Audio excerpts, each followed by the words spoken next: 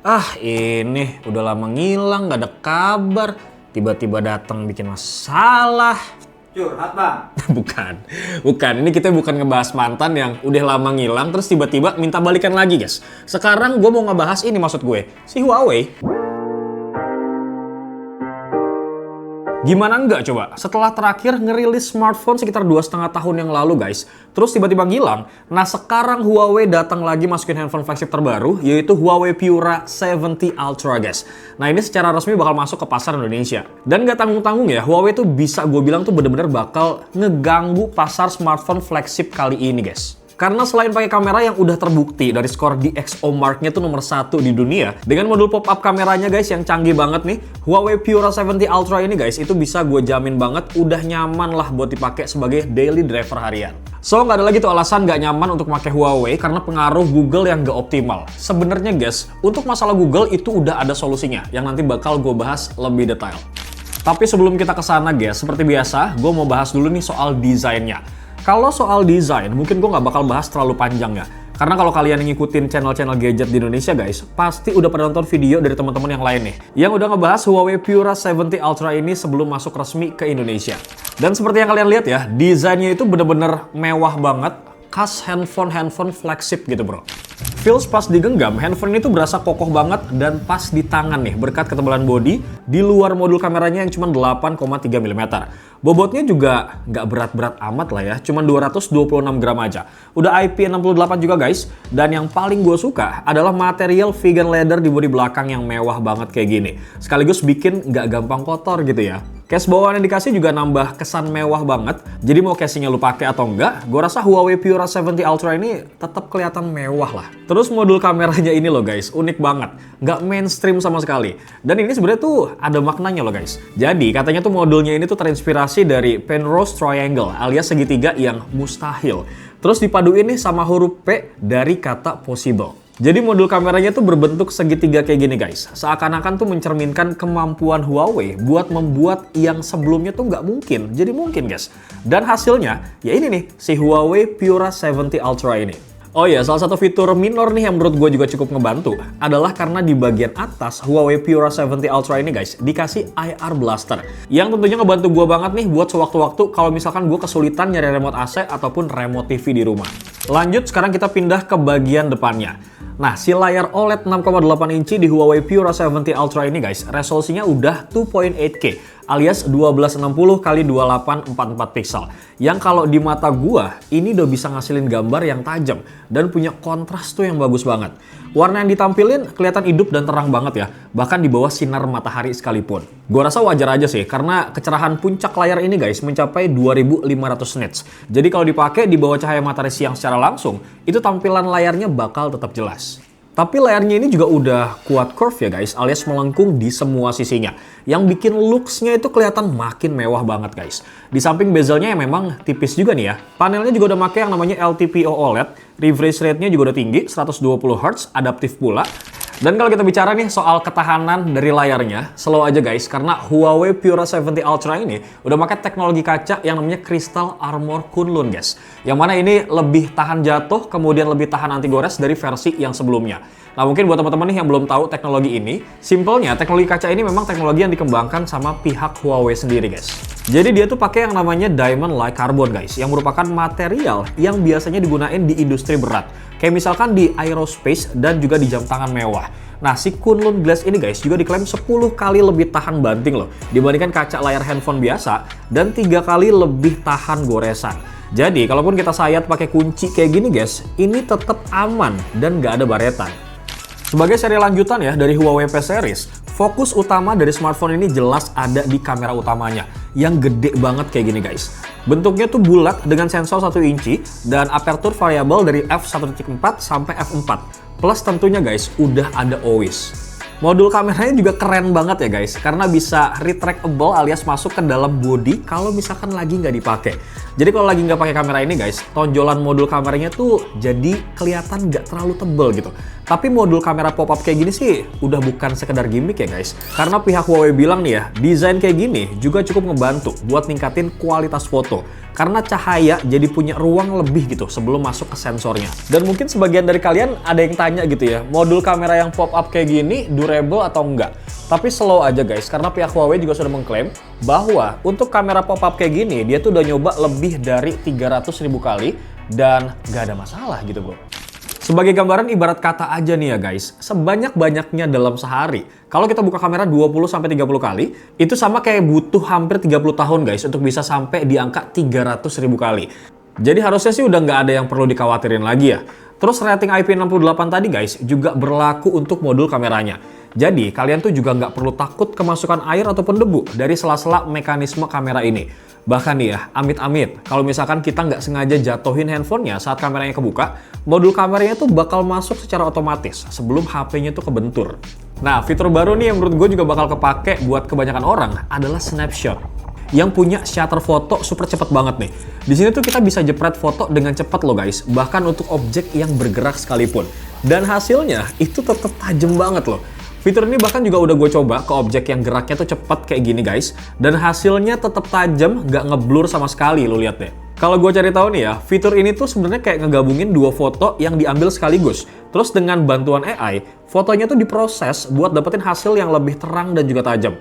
Nah, buat lo yang mungkin hobi banget foto objek bergerak, kayak misalkan hewan peliharaan atau bahkan anak-anak, fitur ini menurut gue sih mendukung banget guys.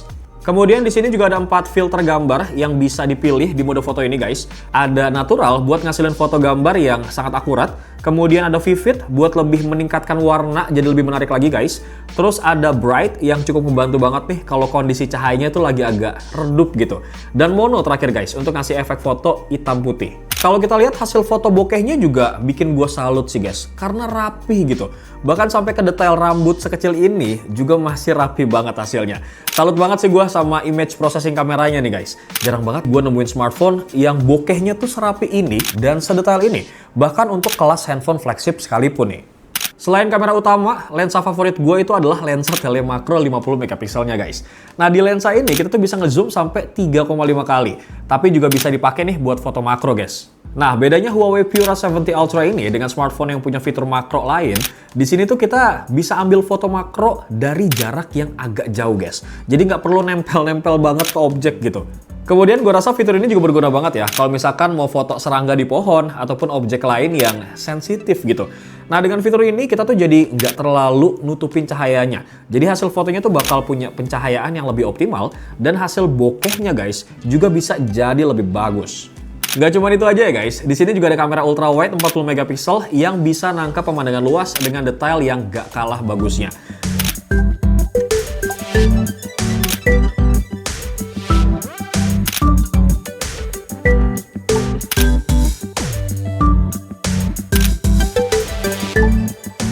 Sedangkan buat perekaman videonya, Huawei Pura 70 Ultra ini guys bisa ngerekam maksimal di resolusi 4K 60 fps. Dan hasilnya ini tergolong stabil banget loh, meskipun fitur stabilisasinya ini nggak gue aktifin. Tapi kalau misalkan butuh buat aktifin mode stabilisasi tambahan guys, itu maksimal dia bakal turun ya, resolusinya di angka 1080 60 fps. Di mode perekaman video, kita juga bisa ya pindah-pindah lensa nih. Mulai dari lensa ultra wide sampai zoom 10 kali. Transisi antar lensa juga bisa dibilang cukup mulus ya. Tapi sayangnya nih ya, di mode stabilisasi yang aktif, ini fiturnya tuh nggak bisa dipakai guys. Sementara buat kamera selfie 13 megapiksel dengan autofocus di bagian depan ini guys, sebenarnya Doski ini bisa dipakai buat ngerekam video up to 4K 60 fps. Tapi sayangnya nih ya, untuk hasil dari videonya, menurut gue tuh nggak semaksimal kamera belakangnya bro. Lanjut, sekarang kita bakal masuk kenapa pada saat awal tadi gue bilang kalau pakai handphone Huawei itu senyaman itu guys. Karena kalau misalkan kita bandingin gitu ya sama produk-produk Huawei yang sebelumnya, ya memang bagus-bagus aja handphonenya. Bahkan teman-teman gue ataupun keluarga gue yang nanya gitu ya, Bang kira-kira Huawei itu handphonenya bagus gak sih? Ya pasti gue bakal bilang bagus guys. Karena hampir semua lini produknya mereka ya sebagus itu loh. Cuman ya sayangnya pasti selalu gue iringin dengan sedikit catatan guys. Gak lain gak bukan ya beberapa aplikasi Google yang mungkin gak berjalan maksimal selayaknya smartphone Android lain gitu ya. Dan gak jarang juga nih ada beberapa orang yang jadinya mundur perlahan dan gak jadi meminang smartphone Huawei cuman perkara satu poin itu doang. Tapi guys santai aja, di Huawei Pura 70 Ultra ini tuh beneran beda. Asli gue nggak bohong bro. Karena dari awal smartphone ini datang ke kantor, gue tuh langsung penasaran dan langsung install banyak aplikasi. Karena gue emang niat buat jadiin smartphone kedua gue nih guys, buat pakai hari-harian gitu ya. Dan hasilnya, dari semua aplikasi yang gue butuhin dari sebuah smartphone, mayoritas udah aman banget. Dan ini bukan sekedar bisa dipakai aja ya, tapi udah bener-bener optimal tanpa ada kendala apapun bro. Jujur ini poin yang gue kangenin banget sih dari smartphone Huawei gitu guys. Karena gue bisa menggunakan handphone ini dengan leluasa tanpa ada batasan apapun gitu. Sebagai contoh, mulai dari aplikasi sosial media kayak misalkan WhatsApp, TikTok, Facebook, dan Instagram. Terus aplikasi game kayak misalkan Mobile Legends, PUBG, sampai Genshin Impact. Bahkan di sini gue bisa pakai aplikasi Google dengan lancar guys. Terus nggak jarang juga nih, gue beberapa kali ngerevisi kerjaan di Google Doc ataupun Google Sheet pakai Huawei Piura 70 Ultra ini guys. Kemudian buat aplikasi taksi online yang sempat juga jadi isu kalau bakal nggak maksimal karena Google Maps-nya tuh nggak bisa guys. Ternyata di sini tuh bisa berjalan dengan sangat maksimal. Padahal gue nggak install Google Maps loh sama sekali. Karena aplikasi Peta Maps di Huawei ini tuh udah mengakomodir kebutuhan Maps gue guys sehari-hari dengan sangat baik. Bahkan ya untuk aplikasi yang mungkin jarang dipakai oleh banyak orang, kayak misalkan Google Find My Device, ini tuh bisa dipakai dengan optimal banget guys. Seakan-akan Google tuh udah balik aja gitu rasanya ke Huawei. Kalau misalkan aplikasi-aplikasi kayak TikTok dan lain-lain itu bisa langsung download aja, tapi kalau aplikasi semisal WhatsApp dan aplikasi Google kayak misalkan Google Drive dan lain-lain, itu kalau lu cari di App Gallery, lu tinggal klik aja guys yang ada sumbernya. Kayak misalkan nih dari Fibonacci kayak gini bro. Atau kalau misalkan lu masih belum familiar dengan App Gallery, lu bisa banget kok manfaatin Gbox-nya guys. Karena di dalamnya itu ada Google Play Store. Dan semua aplikasi yang lu download dari Gbox ini dijamin bisa dipakai dengan normal tanpa ada kendala. Contohnya, kayak misalkan aplikasi Genshin Impact. Ini tuh gue download dari Gbox, soalnya di App Gallery Huawei tuh masih belum ada. Dan selama gue main, ini malah nggak ada kendala sama sekali bro. Paling sih yang belum pernah gue cobain pakai di Huawei Piura 70 Ultra ini tuh kayak aplikasi-aplikasi e-commerce gitu loh bro. Semisal Shopee, Tokopedia, dan juga lain-lainnya nih. Terus aplikasi kayak M-Banking juga nggak gue install di sini. Cuman kalau kita ngeliat ketersediaan aplikasi e-commerce dan juga M-Banking di sini guys, itu tuh sebenarnya udah tersedia langsung di App Gallery dan nggak harus download via Gbox lagi bro. Harusnya sih aplikasi kayak BCA Mobile, kemudian Livin by Mandiri, Brimo, Bibit, Grab, dan lain-lain sih bisa berjalan dengan optimal ya harusnya. Jadi gue rasa nggak aneh gitu ya kalau nanti ke depannya banyak orang yang pakai Huawei Piura 70 Ultra ini sebagai daily driver. Termasuk gue, mungkin nggak menutup kemungkinan juga bakal pakai handphone ini guys. Lanjut lagi guys, sekarang kita bakal bahas masalah spesifikasi dan juga performa. Nah, kalau kita lihat nih ya, dari sektor dapur pacu, Huawei Piura 70 Ultra ini guys pakai chipset Kirin 9010 yang emang kalau dibandingin sama flagship lain yang harganya sama, skor di atas kertas tuh bakal jomplang banget. Kalian bisa lihat sendiri nih, dari skor benchmark di atas kertasnya kayak gimana. Tapi terlepas dari itu guys, performa hari-hari itu tuh pas gue pakai, menurut gue sih cukup lancar ya. Mulai dari buat kebutuhan multitasking, sampai main game berat sekalipun, Genshin Impact itu masih aman banget.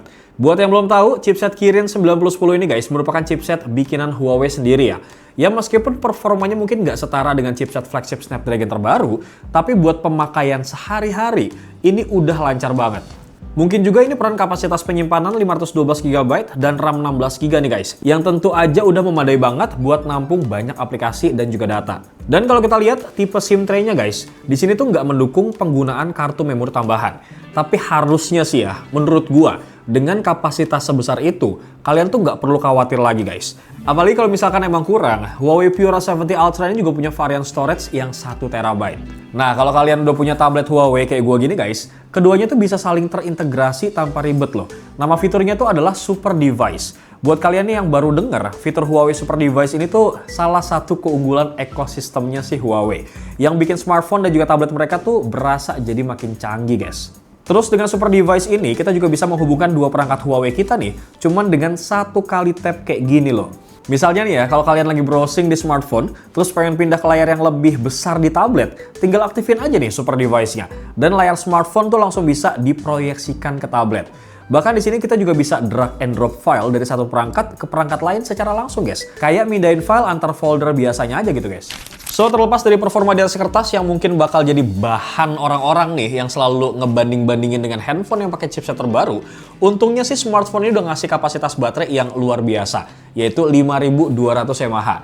Yang sepengalaman gue pas make, ini lumayan bisa ngasih ketahanan daya yang sangat baik. Bahkan ya, di kondisi pas gue lagi pakai kamera, dengan cukup intens banget nih bro. Kemudian buat pengecasannya ini juga cepet guys. Dan Doski ini ngasih banyak pilihan. Sebagai contoh, kalau mau pakai kabel seperti biasa, lo bisa banget manfaatin adapter charger 100 wattnya nih, yang bisa ngecas sampai full, nggak nyampe setengah jam. Terus untuk wireless chargingnya guys, ini bisa sampai 80 watt kalau menggunakan device yang support. Selain itu, doi juga punya fitur reverse wireless charging, yang juga output dayanya ini 20 watt. Jadi kalau misalkan butuh untuk ngecas perangkat lain, kayak misalkan TWS ataupun smartphone lain guys, yang udah support wireless charging, ini juga sabi banget bro.